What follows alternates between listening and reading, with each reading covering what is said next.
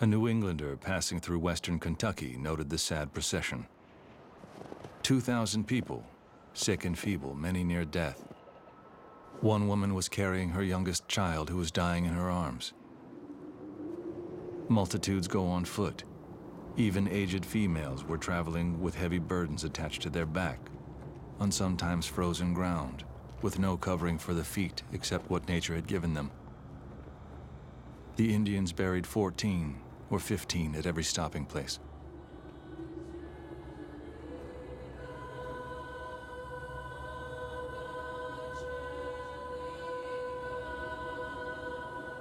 Because of the Civilization Project, a great many of those coming on the trail were Christians. And a lot of times on the trail, they would sing Christian hymns. Here, these thousands of people making this forced march, 1/4 of them dying en route. And they're singing, "Guide me, O thou great Jehovah, guide me, God. Pilgrim that I am in this barren land. I am weak, and you are mighty. Guide us."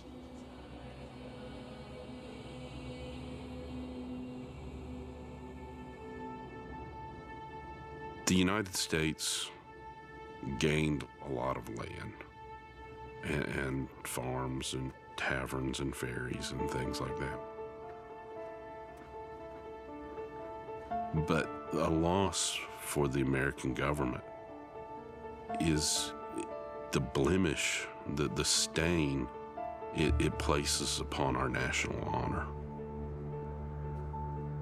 What we did in the 1830s to the southeastern Indians, it's ethnic cleansing.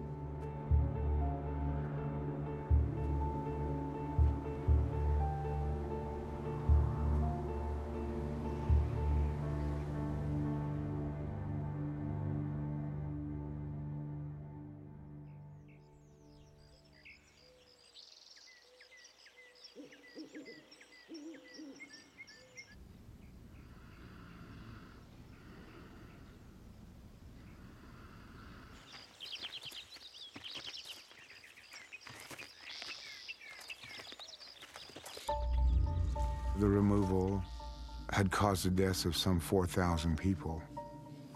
Someone had to answer for that. Someone had to answer for those lives. A life taken in that way must be balanced out.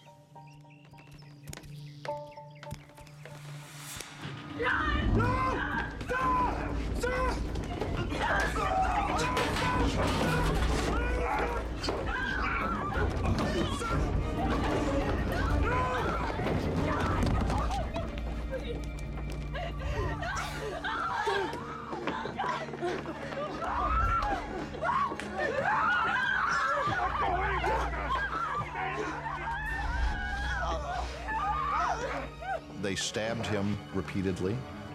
They beat him, took turns kicking the body and jumping up and down, caving in his chest.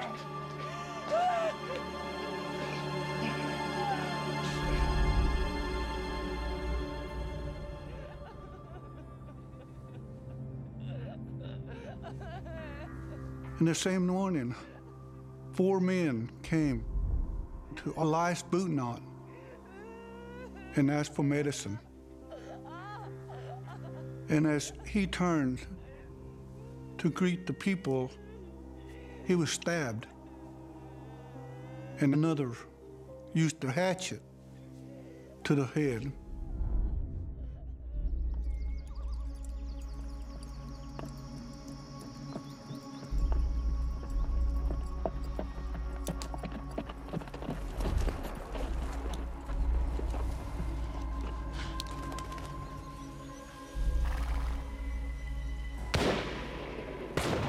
Major Ridge was shot 5 times, and he was killed. 3 murders in the same day. 3 outstanding people the Cherokee people we lost them. Brilliant minds that day.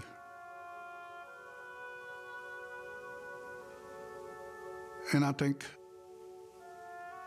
it was a loss for the whole nation.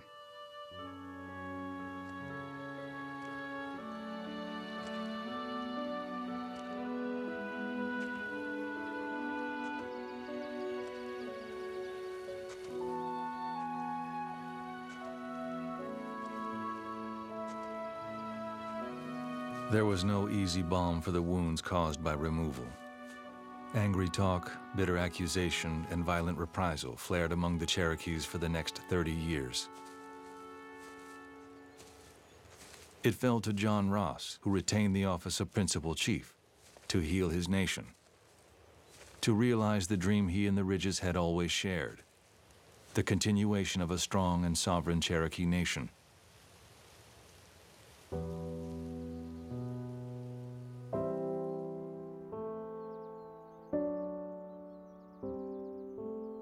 By 1860, after a quarter century it removed from the United States, Ross had managed to restore the heart of his nation. Its government had been reconstituted. Its businesses flourished. It had the finest system of public education in all America, for men and women.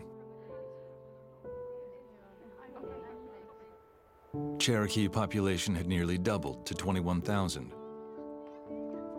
Ancient tribal traditions, like the Green Corn Dance and the clan system, were still honored.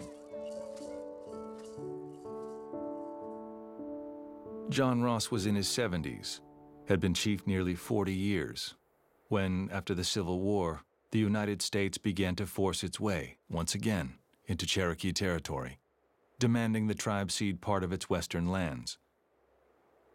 In the summer of 1866, while he was in Washington negotiating anew with the U.S., John Ross fell ill. As he neared death, Ross knew the Cherokee Nation faced big challenges in the coming years and new kinds of encroachments. But the chief took comfort in the fact that the Cherokees had reestablished themselves as a strong and sovereign nation, deeply connected to the land on which they lived, and prepared to fight for it. In this one respect, they're lucky. In that, where they came to looks kind of like where they left.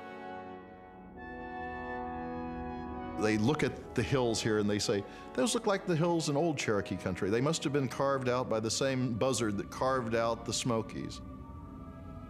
And they look at the scratches in the rock and they say, those look just like the scratches in the rock made by the Uktana back in Georgia. They must have been made by the Uktana here too.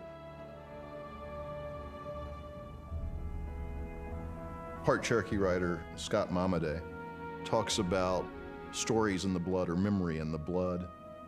The stories are told generation after generation, so that in many ways they are carried in our blood. And although I don't know what it was like to make that march, my ancestors did come on the trail. I've heard the stories.